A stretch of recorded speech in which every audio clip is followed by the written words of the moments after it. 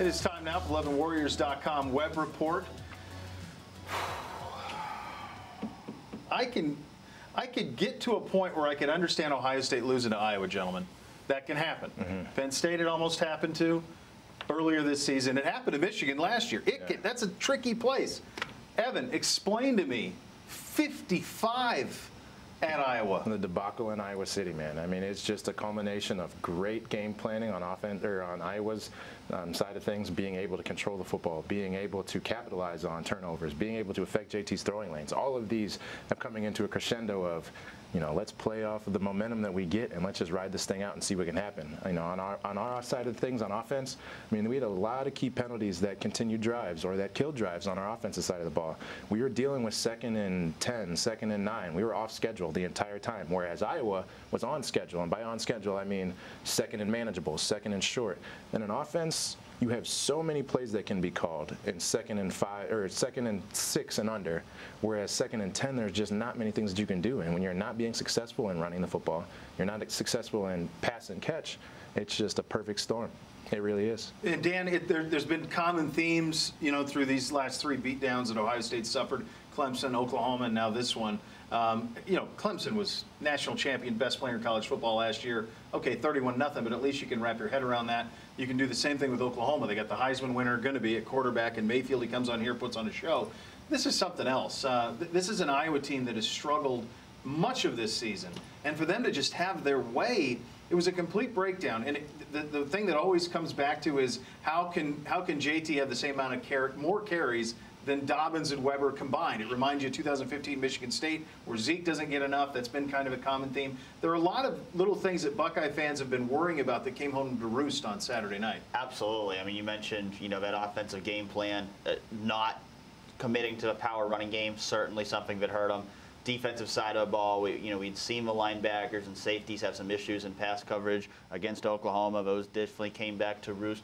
And the defensive line, I had talked about it before the Penn State game. I wanted to see them step up in a big game. They did against Penn State, but then against Iowa, they disappeared. They didn't make an impact. And I know Nick Bosa did get disqualified in the second quarter of a game for a targeting penalty. But that's really not an excuse when you've got Sam Hubbard and Tyquan Lewis and Jalen Holmes and Draymond Jones, all that talent. You should still be able to make plays against an offensive line that's starting 2 freshmen at offensive tackle. And to me, that's just kind of a whole, looking at this game as a whole. I had said it last week, I thought Ohio State might have a bit of a letdown. I thought Iowa might keep this game close, but I still thought Ohio State would probably end up pulling away and winning the game because they just had so much more talent on both sides of the ball. But they went out and they got dominated. They let the 2 and 3 stars dominate before 4 and 5 stars, and it just was a really poor performance by Ohio State on both sides of the ball, and one I definitely did not see coming. I could see a scenario where a lot of these Ohio State kids don't have any point of reference for Iowa. You hadn't played them since 2014, hadn't been out there since 2010. They see it on the schedule. They're not ingrained with what Iowa is and what they've been to the Big Ten. You see Iowa on the schedule, you think, it's just like Maryland. Yeah. We'll just roll the ball out there, and it's just like Rutgers. We'll roll the ball out there, and away we'll go. And it's just not what happened. It was, to me, easily the most shocking loss of Urban Meyer's tenure. I struggle to find a more shocking Buckeye loss, period. Yeah. In the 10, 15, I covered it for 10 years. You go back 20, you've been around the program your whole life. I can't think of a more shocking loss than that one. I really can't. I mean, we mentioned games in 2000 and especially, maybe the national championship when we got the chance to play in 07 against LSU. But, even then, you look at the game that we got to play, right? The offensive game plan that they had to take our defensive line out, because offensive coordinator sits back in his office and says, okay, I have these chess pieces. I know that they have a damn good defensive line. How can I take that out? Sprint out. So what did we see all game? Sprint out, isolate in field 2 or field 3. And by that, I mean the innermost receiver or tight end. And it's just, a deliberate execution of their plan to win a football game, and they executed great.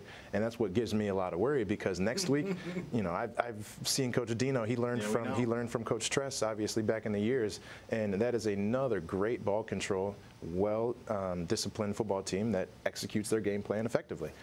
As you mentioned, it's Dino this week. It's Michigan State. I'd argue they've been the bigger rival to Ohio State since Urban's been here, because they've taken stuff from you. National championship appearances twice. 15 and 13. Sorry to bring it up, Ev. But they have twice. And so that's the reality of the situation. Here's another one that's amazing. Producer Mark just told this to me in my ear. 5 times Ohio State and Michigan State have played in Urban's tenure. Ohio State scored 121, Michigan State 120.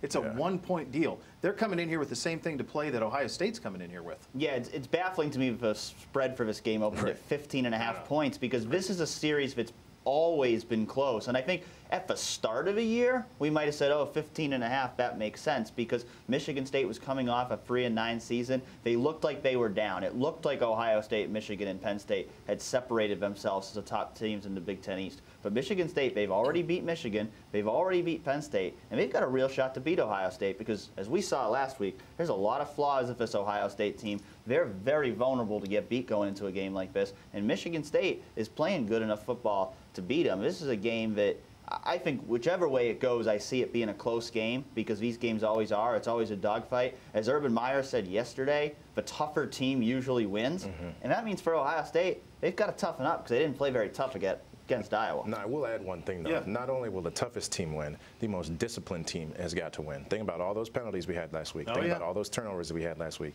Think about all the mismanaged possessions and offensively and defensively. You know, that is going to be what's going to be the catalyst for a win at this game or a loss. Guys, I'm not going to sit here and advocate for a team that gave up 55 and lost by 31 at Iowa. I'm not going to advocate for it. But I did jump the gun a little bit over the weekend saying that Ohio State is eliminated from the national championship picture. I don't believe they are. There's a lot of chaos that can happen between now and the first weekend in December. Yeah. You think about the teams that are at the top. You think about Georgia, who I watched last week in South Carolina. Georgia's got a lot of holes. They play Auburn. Is it next week they play Auburn? I think it's coming up. And they still have to play Bama. You think about Miami. They play Notre Dame this week. You think about Clemson. You think about what could happen in the Big 12. I'm not going to say Ohio State deserves it. There's a ton to play for, let alone beat Michigan, win the Big Ten. That's still in play. But theoretically, with a win out, and if we get the Buckeye team we saw against Penn State, you talk about beating Michigan State, beating Michigan, beating the doors off Wisconsin. I know a 2-loss team has never played in the playoff, but a 2-loss team has played for a national championship. LSU did that not that long ago, and we remember the game very well. So there's a lot still to play for these Buckeyes, and it's important that they stay focused on that. We'll find out about their character, Evan. We're going to find out about their character this week against Michigan State. What are you willing to fight for over the last month? Honestly, I've been in this position before. You know, when the national appearance is now of the utmost importance, and even more so now the fact that we have 2 losses. So every game has got to be, man, you know, look at that Ohio State team. Look what they're doing now. Look how they progressed every week, because we can only control the things that we can control, and that's the game in front of us. You know what I'm saying? So that's just got to take care of itself. If it happens, it happens. We put ourselves in a disadvantageous position, so now we got to play the cards that we're dealt. These cards that we're dealt can get us back in that position, but there's a lot of help that we need to get there. Can you imagine the comments at the bottom of this video after me saying Ohio State's still in it? Can you imagine it, Dan? You monitor it for me. Hey, I'm taking his stance, so. You monitor. Beat it. All right. Yeah, so if you're coming at me, you got to go through 6. Exactly. Come on. All right. That's the 11warriors.com web report.